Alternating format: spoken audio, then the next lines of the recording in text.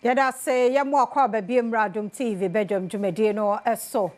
Yada say omre no wadaje a wodi amaye. Midi afia amankwa tamaklo. Amenfa sedama sikedua he. Oko eye kwabenya stores a on mo ho. Emiti kama fefe so ede amamenti. Etire bia weeks bia ko sikedua he. Na onye otine kama. Emam. Ede Tuesday, unim de Tuesdays and so yes, go no. You go so aye kai wo. I on the first draw no call. Star 281 hash. Star 2. An Eric and chow. Into kwasi ba rather okay. And then one no. Eh, we be 2K na. Okay, ni akwasi be 2K.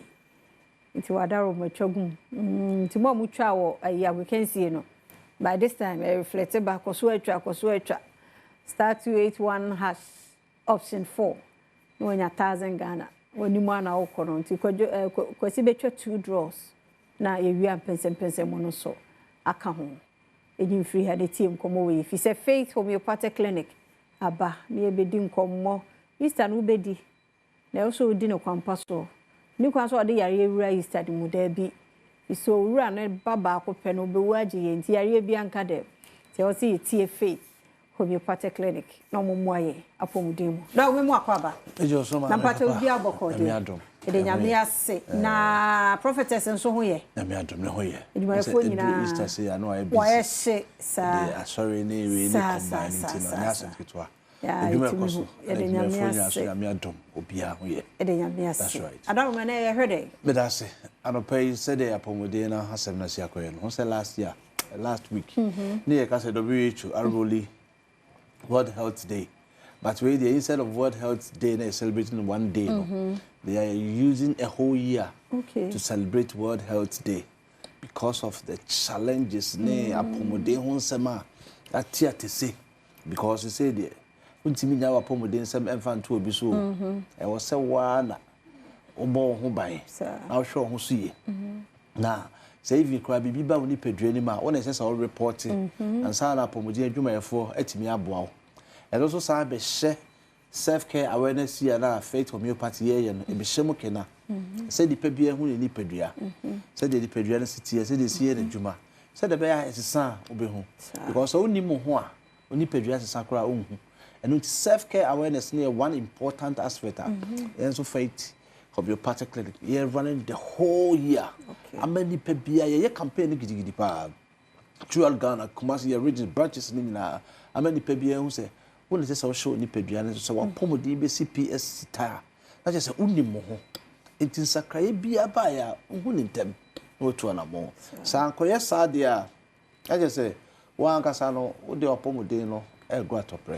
Enu nti e kasa afa one kasawa pomodin the role you have what said there wo say we show ho so hu ni pedua ni bi prekope wo say o koda no o sorry o tinu mu a ase bbs untimi ntinu mu ukotodwe usisi achika say abo akokra wo mpa no so by force sa abrewa nso a abo na o koda ne ntisa previous day anya o sa all of a sudden but obetatra ho ya na ne ho esi no so no dey sorry na ne ref die o sorry di ka ye no on kutu ho na mo o de be kosa no de na mo prekope won so na se tata o mi timi tom e wo ha ne no akona aba obi wo kra senka tnakam from Kumasi to her obi oh the nasi na pija na ka be se tamale the nasi be pija sisia unya hu sa de na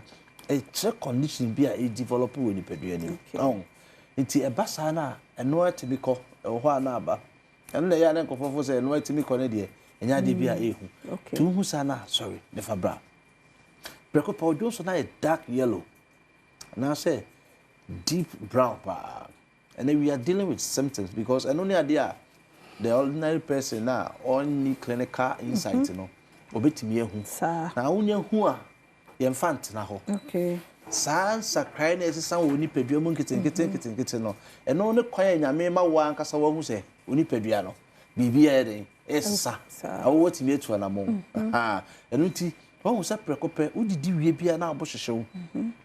It's all no liver salt. Precope, who dware but that's where dry hokwa na wo dry na hokeka wo obi gusu dry nya na hokeka no if you fit ka krabi so na dey nkapa e ba na so say dey onware kra for days meanwhile wo dware ye ni wona ante ka krabi na wo te so cause obi nante from here to here obi gina kwembe 2 times that's how we me reach the destination wona ante ka kra obre or struggle the breath you know the bia gina so me so nya hu ni sa ye faith homeopathic clinic fabra na yenjibre enhwehwe hu ade a akofa aba ye say nipa nyare a onwu na ewiase population na say WHO for and the research biaba healthy people in the world cry no 5%. Oh, 4.9%. Out of the 8 billion and over people in the world, no, only 4.9% WHO. Do you remember the 5%? Na healthy people. I bit me account of say we healthy. 15% are hospitalized people. Nipa ayajo mato ya sabia ho do go through various treatments. Oka 5 no ho a 20. 80% are sub-health people. Menyare so mentiapo. Ebi nem eni e wa ha nyina. Wo utimi koba obia because some say health is not the absence of disease. Now the fact that say you want to run chest yeah, the total well-being emotionally, psychologically, physically, and be mentally. And until no, we go through various health challenges. Our number, come and so no, because sometimes conditions in they are without symptoms. The only signs and analysis are conditions na end time fans and remember no, and no, a shady panel throughout the incubation period. I can't want to so, and no thing I near bra self-care, who did you know? Because Namian Samuno, ya repi wa, then century no day, but ya rebi DS. For example, being a typhoid, maybe a malaria, they have a whole lot of symptoms in common. Being a liver condition, and century near just a dead immune and a breadborn agents, malaria, typhoid, which shows our science living. Two bed there was already near malaria, typhoid, and our breadborn and waka.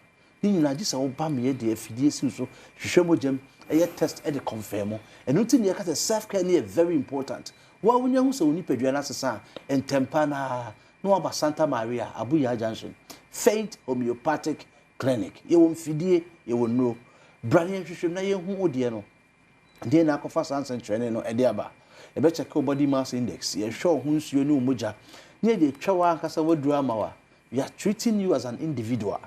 Wadru no kakra ntime nom panyin so ntime nom kakra de because ye cheke o ni padua no na edi twa wadru ma o mesro ya re bia wa discover o ni padua ba wo se nsakrai bia ba na won tesa udi wo dan se na me ntesa prekope wo ye be ma wan chem a odwonso na mayi eso wo se prostate no aye enlarge inflammations bia ba ho brane ye nhwe ne nko wo be chem sa da kono age wani so wan hwe so a de tie ne se bet me urinary retention ochem crash ema ochem crash ema isi awasha se echem no kra o chem a jesu no moderate o change gs da ko be chem ema kra ye de catheter rubber na ekohwehwe be ma kwa ba ko yo oba ho kwan me sa be ma de ba ko pe ya e don so fam ogi na ni fam nyina na hwese ye de pane pe ewura to program a pass urine enya sa peto o yeah. I know what I'm talking about. Do is our stage, you know. Just a normal part, 3 a.m. May rush you be to the emergency.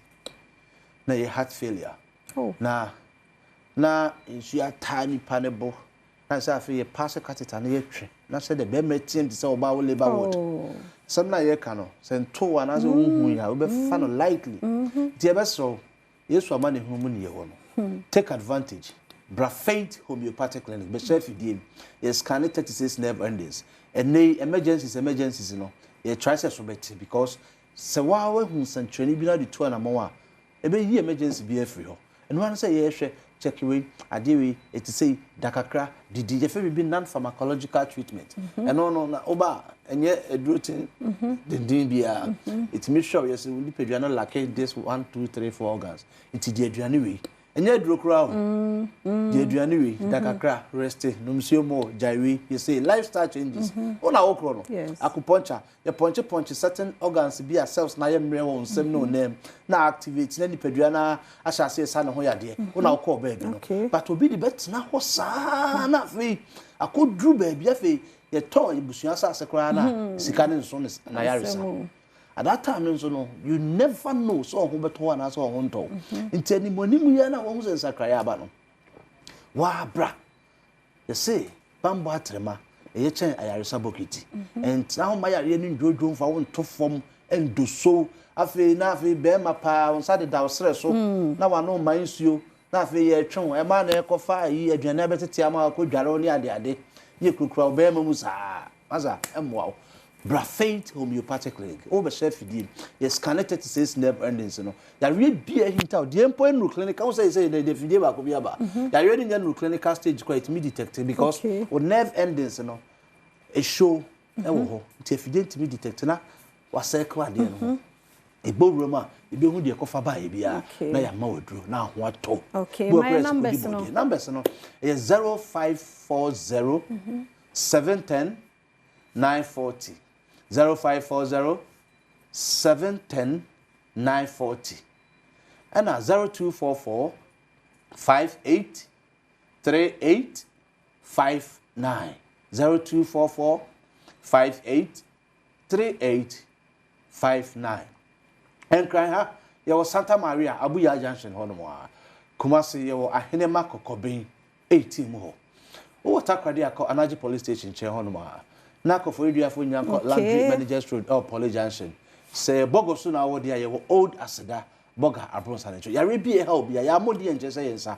Oba feita bibia be yeboko. Ya da manzisa operation so. Motie. Yes, yeah, that's saying Faith Homeopathic Clinic. Dr. Pastor Kankambodi. And I would say no and canon in Faith the Edin Nasoka. Because Kofa na cry prophetess. She just say yes, so ya no. Spiritually.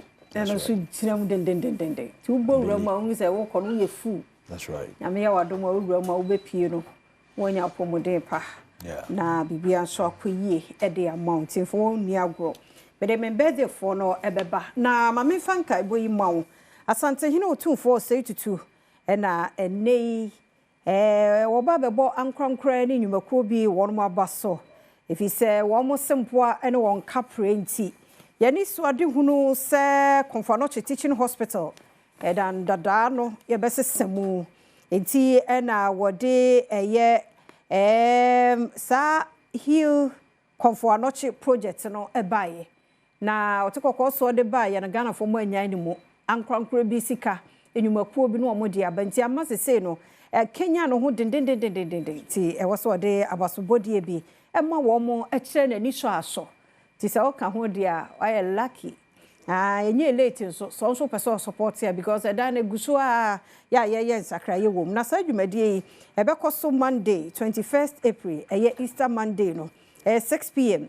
na otitire ni ya dwumadie wo base Ghana ye mampani John Dramani Mahama na enumu no ankrankre ene mo a mo pese mo so mo reserve mo seat ebra mo so mo be support no yemfre number 0544 195 525 0544 195 525 ebeko so wo menhia palace nti obia wo pese obo anye late wo mo yekobo abaso no wo ho wo so de enso beba nti wo so pese afi no watie na so pese wo do ho ehyem ebebo afi se Comfort ba ye a hospital no 70 years ni nowhere to be found just a make crade ye memo kra Richmond ye study nti aba ye no 70 years enie e wo se ye boa fi say 16 regions no referrals eba ho 12 regions and eba ho ye refer wo mo ba ho enti ye boa pa nti medofo ye nyina ye nkamwa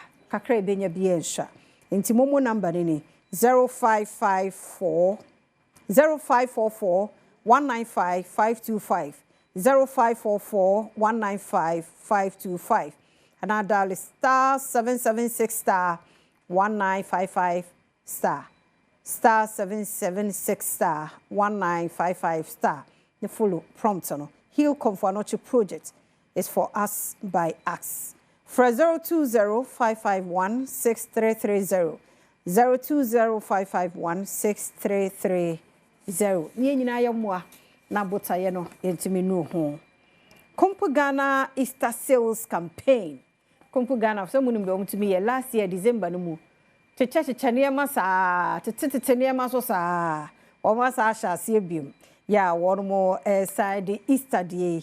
And so it was what course sabre ya make us say from now till April 30th. To Trumike. Na the okwakoto wo Kompo Ghana 50% off. Say LG, Samsung, TCL, HP, Techno, Infinix, Itel, ni bebre oko Kompo Ghana ye to so 50% at the amount. To Trumike, nefa who shame. You can win 85-inch smart TV, iPhones, laptops, juices, rice cookers, and in your bebre Kompo Ghana. One branches ni na say laptops, printers, mobile phones, televisions, air conditions, home theaters, refrigerators. Ibia Mr. Oburumo and our malls. I hold was say printers, Oxford Street, East Legon. When you na one near money be a wa. Yet it is to say who amount. O Tonyama from 1,000 air conwa also. Utumi ekipi wo invoice no. Now they ama one more short code no. Na ni wonimwa na wokwe. Na raffle draw no. The omu ye nyina ye be draw kese e 2nd May. Ibia na ona be sa lucky winner. Fa hu hye mane ya make say. Fra one was 0302752020. 0302752020. And our WhatsApp number is 0243143143. 0243143143. Na Shannon son say promotion on a National Lottery Authority in 24 Caritas Lottery Platform. Terms and conditions apply to Shannon son. One more boy if I who shame na Easter did patch. Na who did patch? Siko sikano so cost patch like that. Kwasinsia siko sikano ye nti ne kwasi a watimu wo che 3k ni nyina. De wo hia ne so about dial star 281 star. Star 281 hash. Star 281 hash. No was select option 4. Easter is a be order just o twa siko sikani bi twagum sa wo twagum no. Na je say ne machine achew number no. And there was a woody now the cocoa. So is Adom ye cocoa simple. You be din peche. When in can brabeke ho. Ye nkwaji ani. Nyame de ne doba ba ko pe no ekome ba ko pe. Ode na ma me no mienu. Uga za wan nya na ma yanke ete ha ba na nka bo bi achi yawe. Nti take advantage. Ye nkwade nyame ase. So ode ne baba ko pe no ebeje ye nkwa. Ti twagum. Twa because omo mu disco sika no. Omo fa ngu o manu mo. We simi di twem school fees. We simi de ko so me sika so dia high dan. We simi ma me yare wo. Chese utie said omo ka no na. My dear wo twa bia nya no bone so twa 10 cedi 5 cedi 10 cedi 5 cedi. Twa sa. Thomas a wo twa bi fa ho a yero ho wo time beba. O de yero mpa ba. Enne 3000. E twem. Mun twa ngum sa. Nti mama fa birthday for you so enfem.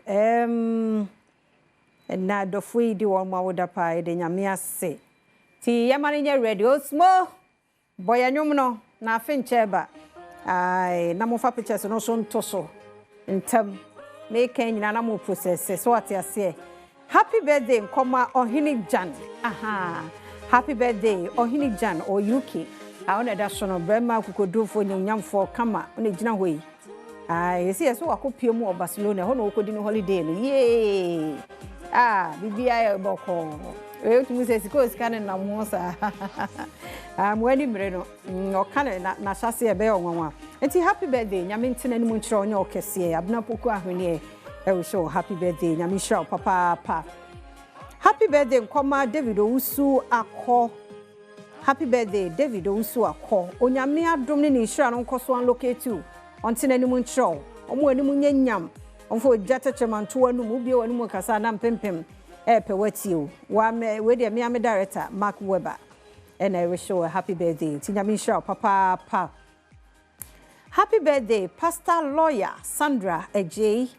Pastor Lawyer Sandra Ejay. Onyami Shirao. Ona ada so no cancel due to cancel ho fe no say nyame dwuma ka ho nti Shira ne de. Ene ahofe ne de saa wona odo wo ho to Awurade so no. Ade nyina di bo na wie wo yie. Na ahofe ne so aye mo. Ti nwuru nua ho bone okatachie Ejay sikapa. Ene de ma wo cancel wo nkwaso. Happy birthday nkoma na Akua Dorcas Atabehwe. Ana Atabehwe. Hey, Nana Akua Dorcas Atabehwe from Brakweku. Ana Akua ne da so no nana sidie we da bia sidie nko a eni je nhyɛ wafunu mu mma na wakoma mu mpa ye na Awurade ntie no onyema wo. Happy birthday nkwaso. Happy birthday nkoma Christiana Adukoyi Alote. Christiana Adukoyi Alote wo kokobite from Solomon. Miami Sole. Oh wow, King Sobo. No always say Christiana Adukoyi Alote happy birthday no. Yami Israel. Yami no kese nkwatenten ahoden ne nkwa wom sika wom na King Sobo ode emma wo. Afi happy birthday we dey oni picture. We know ye kanasa happy 60th birthday. Enkoma Anna Boham Christian.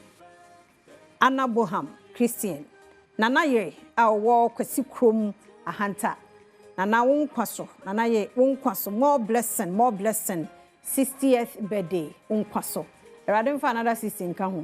Ahoodi mu ahofe mu nyansam sa way free the entire Awudu and Boham Christian family and omo show happy birthday.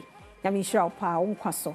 Na mama fa wafo yisu de ento ho ye nyame ayade bi ware 3 months no agya 1 year no agya 2 years no agya 3 years no agya enya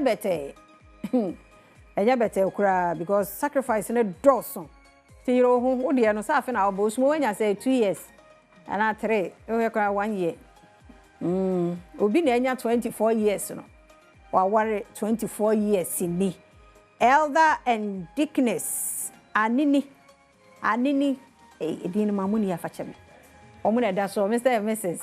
Monkwaso Erade Adom more na moyemu manyina nso nye nhira mamo Monkwaso ate nyame nhira mo papa onya mo kese de mo ya ama 24 emote ase tese ene ya mudie endobo ne yenso yemfollow mo why aha na brema kwan na nkomo ni nyina no me de asie yada se omre no wada age anti afia papa bi Juliana Pomma o hwe den onkwaso bapa onkwaso mani so de wo ye mamene pa nyame hira we onye okese ezi se obe kese me de afia amankwa tamaklo me koi incoming honorable Bismarck akwasinsi aboaten by crado de asemidi kan asemu de je so no aneka ko de ye na ya agensemu ti akwasi be kama ye asemidi kan otoaso sika